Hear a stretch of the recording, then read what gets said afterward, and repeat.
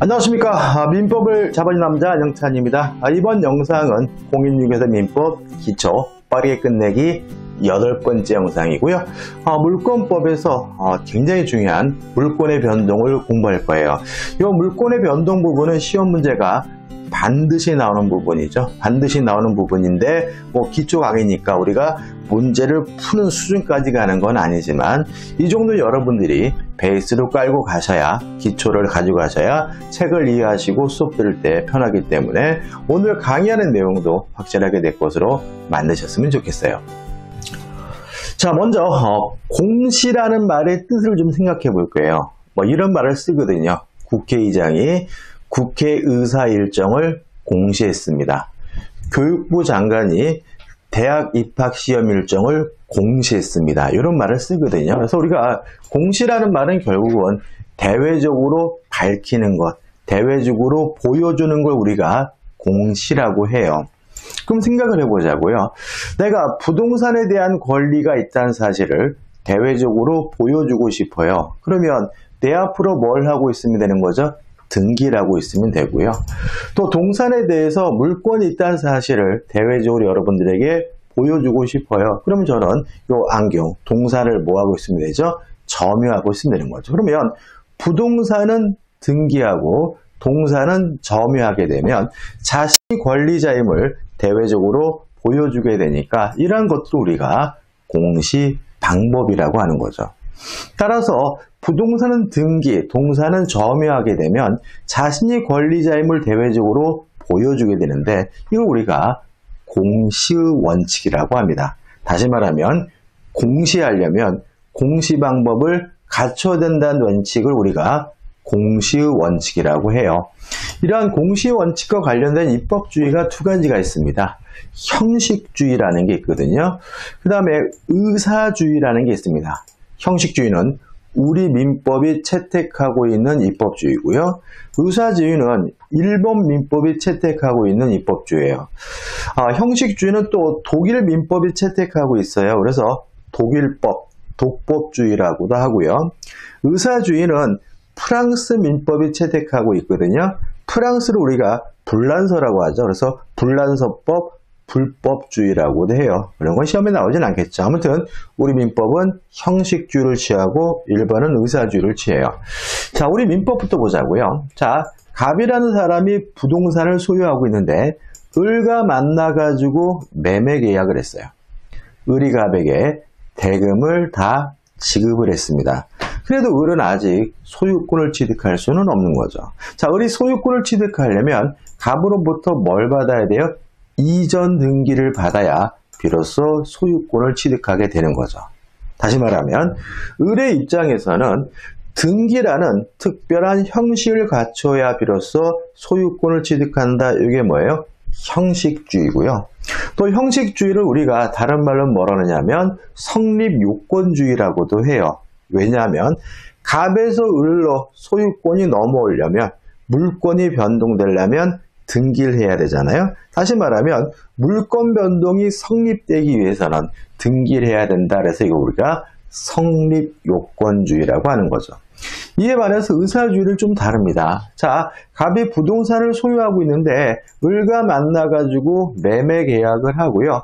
을이 갑에게 대금을 다 지급했어요. 그랬더니 갑이 을에게 뭐라냐면 이제부터 너 거래요. 다시 말하면 이전 등기를 하지 않았더라도 갑이 을에게 소유권을 넘겨준다는 의사의 합치만 있다면 그것만으로 을이 소유권을 갖게 되는데 우리가 의사주의라고 해요. 다시 말하면 의사주의라는 것은 등기 없이 소유권을 넘겨준다는 의사의 합치만 있으면 의사의 합치만 있으면 물권이 변동되는 경우를 우리가 의사주의라고 하는 거죠.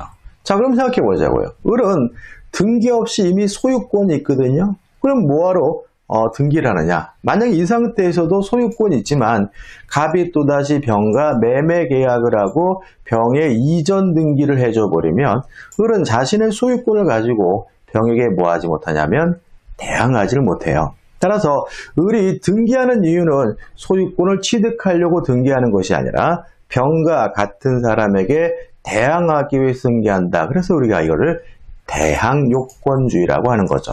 여기서 좀 조심할 것은 뭐냐 하면 의사주의도 공시의 원칙이 관철되고 있다는 거죠. 자, 공시의 원칙이라는 것은 물권이 변동됐다는 사실을 자신이 물권자임을 대외적으로 보여주려면 공시 방법을 갖춰야 된다는 원칙이 뭐예요? 공시 원칙이잖아요. 그러면 을이 자신의 소유권을 가지고 병에게 대항하기 위해서 등기를 해야 된다는 말은 자신이 소유자임을 대외적으로 보여주기 위해서는 의사주의도 등기해야 된다는 얘기니까 의사주의, 대항요건주의도 뭐가요?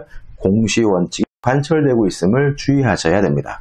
다시 말하면 등기하지 않아도 소유권을 갖습니다. 다만 자신의 소유권을 가지고 제3자에게 대항하기 위해서는 등기를 해야 됩니다. 이게 의사주의, 대항요건주의인 거죠.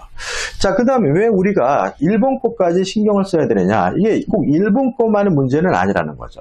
자, 우리 민법은 60년 1월 1일부터 시행이 됐습니다. 따라서 60년 1월 1일부터는 성립요건주의예요. 그러면 59년 12월 31일까지는 우리나라에게 민법이 없다는 얘기인데 어느 나라 민법을 쓰고 있었냐면 일본 민법을 쓰고 있었거든요. 따라서 우리나라가 59년 12월 31일 이전에는 다시 말하면 의사주의를 채택하고 있다.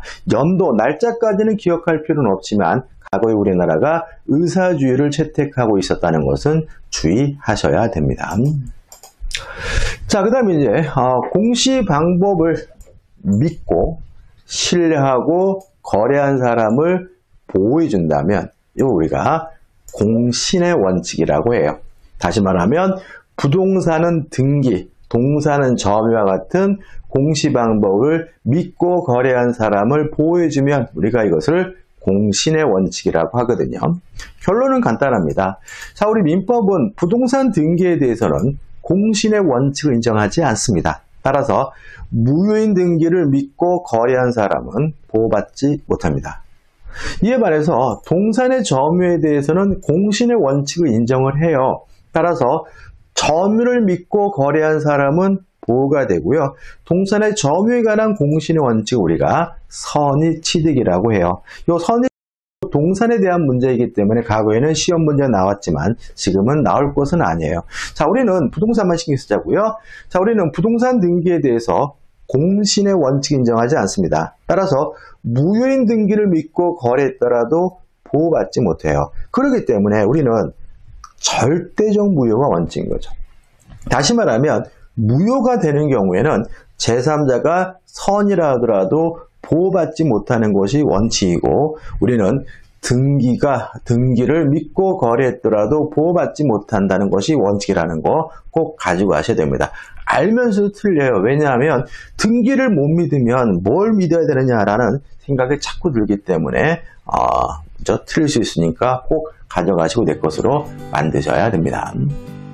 이번 영상은 여기까지입니다. 기초기 때문에 어렵지 않죠. 꼭 내 것으로 만드시기 바라고 여러분들이 공부하는 과정에서 이 지식을 활용할 수 있었으면 좋겠네요. 자, 이 영상이 도움이 되셨다면 구독, 좋아요도 부탁드리겠습니다. 고맙습니다.